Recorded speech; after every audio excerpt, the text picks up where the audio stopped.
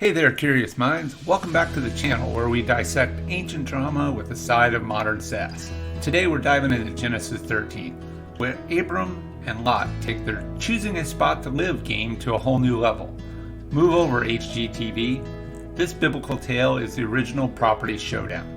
So grab your popcorn, your favorite Snuggie, and get comfortable because this is Genesis 13, unlike you've heard it before.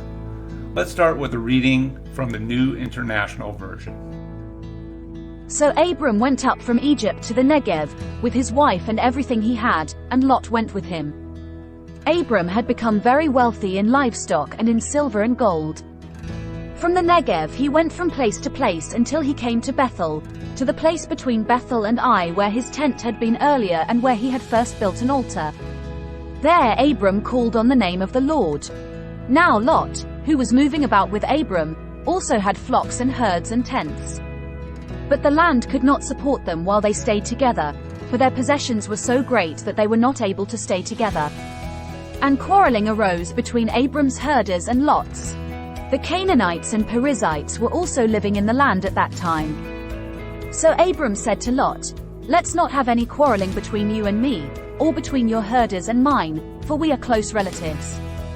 Is not the whole land before you? Let's part company. If you go to the left, I'll go to the right. If you go to the right, I'll go to the left." Lot looked around and saw that the whole plain of the Jordan toward Zoar was well watered, like the garden of the Lord, like the land of Egypt. This was before the Lord destroyed Sodom and Gomorrah. So Lot chose for himself the whole plain of the Jordan and set out toward the east. The two men parted company. Abram lived in the land of Canaan, while Lot lived among the cities of the plain and pitched his tents near Sodom. Now the people of Sodom were wicked and were sinning greatly against the Lord. The Lord said to Abram after Lot had parted from him, "Look around from where you are, to the north and south, to the east and west. All the land that you see I will give to you and your offspring forever. I will make your offspring like the dust of the earth, so that if anyone could count the dust, then your offspring could be counted. Go, walk through the length and breadth of the land, for I am giving it to you." So Abram went to live near the great trees of Mamre at Hebron, where he pitched his tents. There he built an altar to the Lord. That concludes the reading. Okay, so where we left off in Genesis 12, you had Abram and Lot and the family. They left Egypt. They had a ton of livestock, silver, gold, you name it. So now we've got Abram and his nephew roaming around Canaan looking for where they're going to put down roots. I mean, it's kind of like HGTV's, House Hunters International, or in this case, House Hunters Biblical. So Abram's a bit of a country boy, Lot's a bit of a, city slicker, basically. And they're looking out at this land. It's all lush, it's green.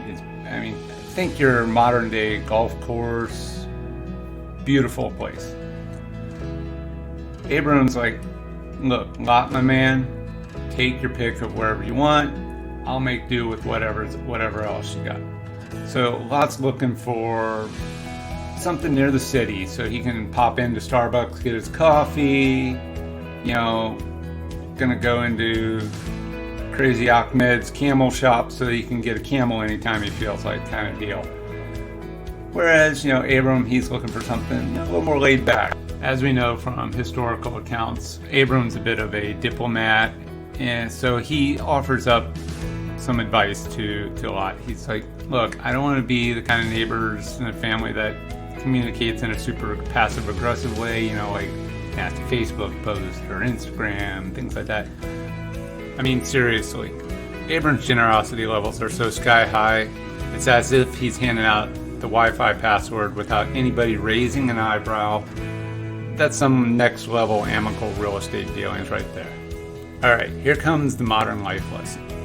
In a world that we're hustling and bustling for the best spot at the office or prime parking spot at the mall, let's take a page out of Abram's book. Sharing isn't just for kindergarten folks. Sometimes it takes a little "you pick first" to keep the peace. Whether it's about land or the last slice of pizza, let's be real. We could all use a bit more Abram energy in our modern lives. In this chapter, Abram's totally being the bigger person here. It's not just a simple, you take the prime spot. He's practically divorcing himself from the potential drama that real estate could bring. It's like you're a couple that gets separate bathrooms to avoid toothpaste wars. Abram's like, you know what, Lot? You do you, I'll do me, no hard feelings. And off they go, living their best uncle-nephew lives. Alright, here's modern lesson number 2 that chapter 13 gives us. Drama isn't a mandatory life accessory. If ancient Abraham can avoid property feuds and prioritize family over square footage, we can certainly tone down the drama over who left the dirty dishes in the sink. Remember folks, a drama-free zone is a happy zone, and that's a mantra to live by. And there you have it. Genesis 13 isn't just about land and family drama, it's about being the bigger person, avoiding unnecessary chaos, sharing the Wi-Fi password for life. So next time you're squabbling with your neighbor about parking spaces, take a deep breath and channel your inner Abram. Thanks for tuning in to another riveting biblical breakdown. Don't forget to like, subscribe, and share your own thoughts in the comments. Catch you next time when we look at Genesis 14. Thank you. Okay, so where we left off in Genesis 12, you had